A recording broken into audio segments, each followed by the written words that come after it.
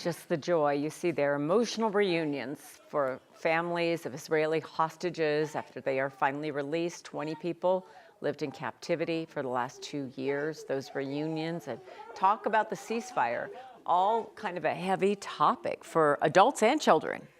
For everyone really around the world, and we don't think when we're talking about it that we have to talk to kids about it, but we do. So to help us with this conversation, we're going to bring in our 9 News parenting expert, Dr. Sheryl Ziegler, to help us sort of sort through this. And immediately, I think that it's easiest to talk to your kids about black and white issues, right and wrong, good and bad, things like that. This is not that. Certainly on this day, those hostages needed to come home, right? They were taken hostage, they needed to come home. That's a black and white issue. But how do you talk about them coming home without the rest of the conversation? You really can't.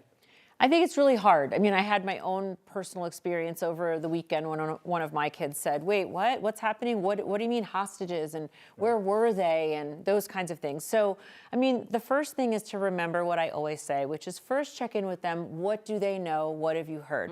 Right? It's always the first thing. So it's our inclination to want to jump in and start talking and saying a whole bunch of things we don't even know what we're saying. So first it's like, oh, so you've heard about it. So tell me, what did you hear? And did you see anything, right? If they're a little older, they probably saw videos like this. So then they tell you what they know. And then I think, you know, the next step is, especially if they're a little younger and they're like kind of trying to understand what's a hostage even, to say, there was a war in Gaza, very far away, and during war, sometimes people get killed and sometimes people get taken. And in this case, there were people that were taken.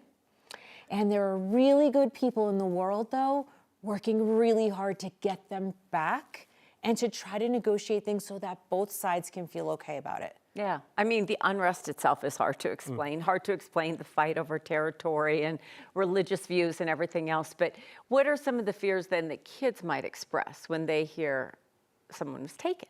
Well, when they hear someone was taken, depending on their age and just the kid, they'll wonder, could something like that happen to us? Right? And so you say, we have people who we live with in our country that keep us safe. That's why we have military and police, which is true.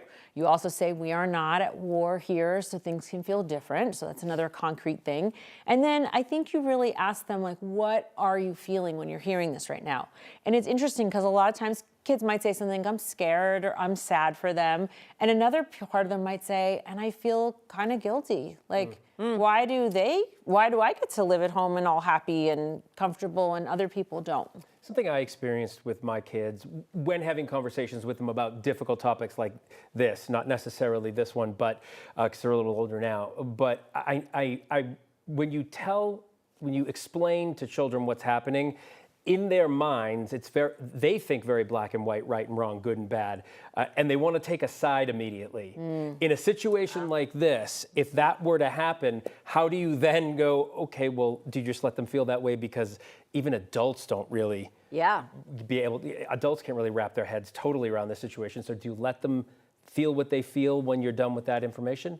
Well, I've been privy to watching this interaction happen sometimes in families, and I'm going to say what I think is best for kids, although I want to acknowledge there are people who have very strong feelings, and they're not going to abide by what I'm saying. They're going to say, yes, there's bad and there's good.